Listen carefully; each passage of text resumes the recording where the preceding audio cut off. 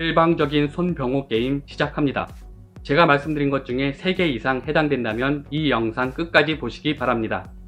나는 초등학생 자녀를 둔 학부모이다.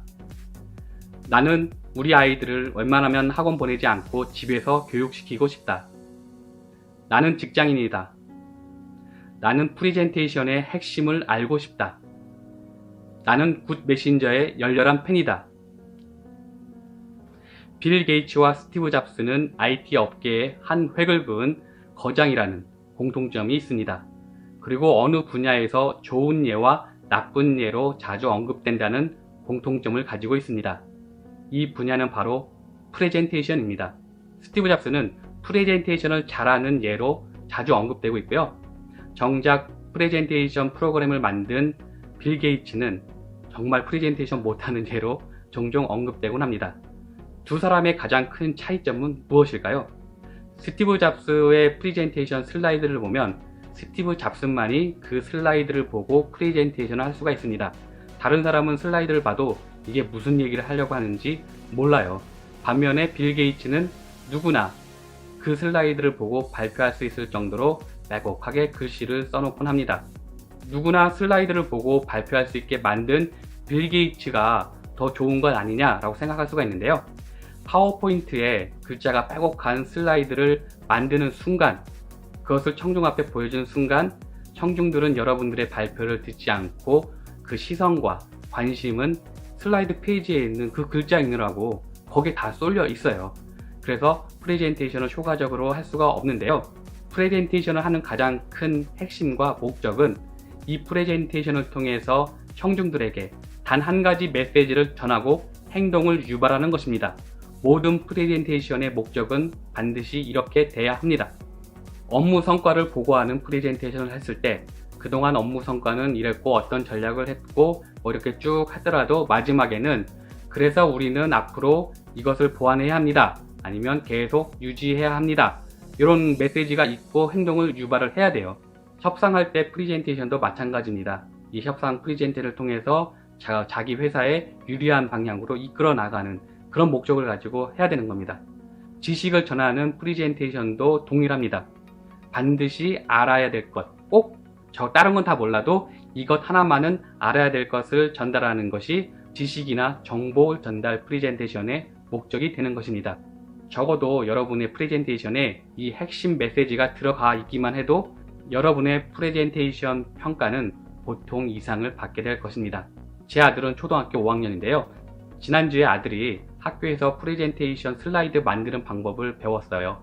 그리고 프레젠테이션을 발표해야 한다고 얘기를 하더라고요. 그래서 학교에서 배운 대로 슬라이드를 만들었어요. 그 발표 주제는 지진과 태풍이었고요. 저는 아들이 프레젠테이션 자료 만드는 것을 전혀 도와주지 않았는데 학교에서 배운 것만으로도 혼자 잘 만들었더라고요. 저는 프레젠테이션 경험이 굉장히 많아요. 직접 발표하기도 했고요. 많은 사람들의 그 프레젠테이션을 들어왔기 때문에 다른 사람에게 프레젠테이션 어떻게 만들고 어떻게 해야 되는지 도움 잘 줄 수 있습니다. 그래서 아들에게 네가 만든 프레젠테이션 슬라이드 좀 보여줄래? 우려한 대로 슬라이드 안에 글자가 빽빽히 있었습니다. 그래서 아들에게 프레젠테이션은 이렇게 글자가 많게 되면 네가 발표하는 거 사람들이 안 들어. 이거 읽느라고 정신 다 팔린다. 그리고 너도 발표하게 될 때 요 슬라이드 내용 그대로 읽게 될걸? 그렇게 하는 건 좋은 프레젠테이션이 아니고 발표할 때는 최대한 핵심 단어만 남겨놓고 그림이나 영상으로 대체할 수 있는 건 그렇게 하는 게 좋아. 너의 슬라이드를 보고 다른 사람이 발표할 수 없는 게 좋은 슬라이드 만드는 거란다. 여기까지 얘기해 줬더니 제 말을 듣고 핵심 단어들만 남겨놓고 그림으로 대체하거나 영상으로 대체를 했더라고요. 두 번째로 제가 체크해 준 건 너 발표 시간이 얼마나 되니? 였습니다. 아들이 만든 건 총 8장이었는데요. 발표하는데 주어진 시간은 2분이었습니다. 2분이라는 시간은 굉장히 짧은 시간입니다. 8장을 다 설명하기에는 부족한 시간입니다. 그래서 요령을 좀 알려줬습니다. 첫 장하고 둘째 장은 자기 보통 소개를 하잖아요. 두 번째는 이제 목차를 대부분 넣는데 이때 아들에게도 안녕하세요. 오늘 발표를 담당할 누구누구입니다. 오늘 제가 발표할 순서는 이와 같습니다 해서 그 목차를 다 읽지 말라고 그랬어요. 여기서 시간을 15초 내로 끊고 다음으로 넘어가라고 했습니다.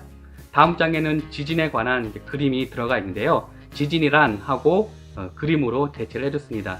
지진이 일어나면 이렇게 건물이 무너지고 큰 피해를 발생하게 됩니다. 까지 얘기하고 너의 경험을 이야기해 주라고 했어요. 제 아들은 안전체험관에서 실제로 지진이 났을 때 그리고 태풍이 났을 때 경험을 했고 교육을 받았거든요. 안전체험관에서 실제 지진이 났을 때 느낌이 어땠고 그래서 어떻게 하라고 교육을 받았고 태풍도 실제로 경험해보면 느낌이 이렇더라.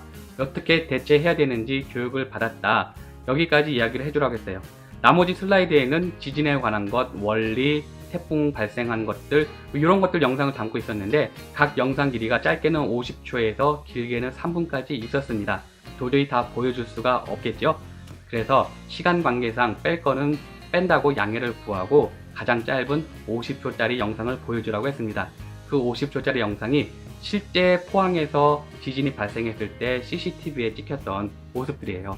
그래서 영상을 보여주면서 사람들이 지진이 나면 이렇게 우왕좌왕한다. 그리고 어떤 사람은 지진이 났음에도 불구하고 간판 밑에 있는 위험한 행동을 한다. 이런 코멘트를 해주라고 했어요.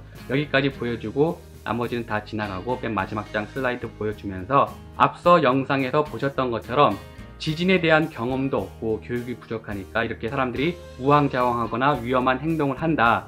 그러니까 여러분들은 안전체험관에서 미리 지진이나 태풍 경험을 해서 대처 방법을 교육받아서 실제 일어났을 때 당황하지 않고 현명하게 대처하길 바랍니다.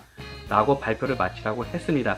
이렇게 하면 발표 시간 2분을 지켰죠. 그리고 핵심 메시지가 들어갔습니다. 안전체험관에 가서 지진과 태풍을 직접 경험해보고 어떻게 대처하고 행동해야 되는지 교육을 받아보라. 이 핵심 메시지가 들어가 있습니다. 이 정도까지 하면 잘함 이상 평가받으리라 확신을 합니다. 다시 한번 말씀드릴게요. 프리젠테이션의 핵심은 한 가지 메시지, 다른 건 다 잊어버려도 꼭 기억해야 될 한 가지 메시지가 있어야 되고요.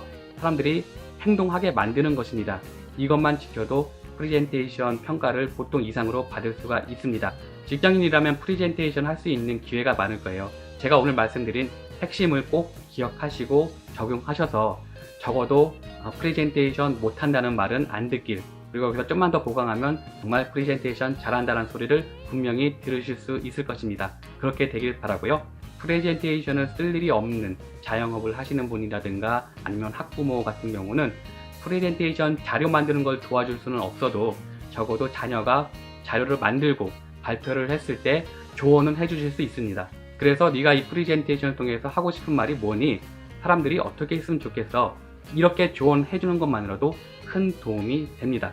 여러분들의 자녀와 관계가 돈독해지는 부모님 되시길 바랍니다. 혹시 더 알고 싶거나 궁금한 게 있다면 댓글이나 이메일 주시면 제가 답변 드리고 혹은 필요하면 추가 영상을 만들도록 하겠습니다. 푸나온, From Now On 함께 갑니다. 감사합니다. 여기까지 보셨으면 구독, 좋아요 눌러주시리라 믿습니다. 이 채널을 유지하는 큰 힘이 됩니다. 감사합니다.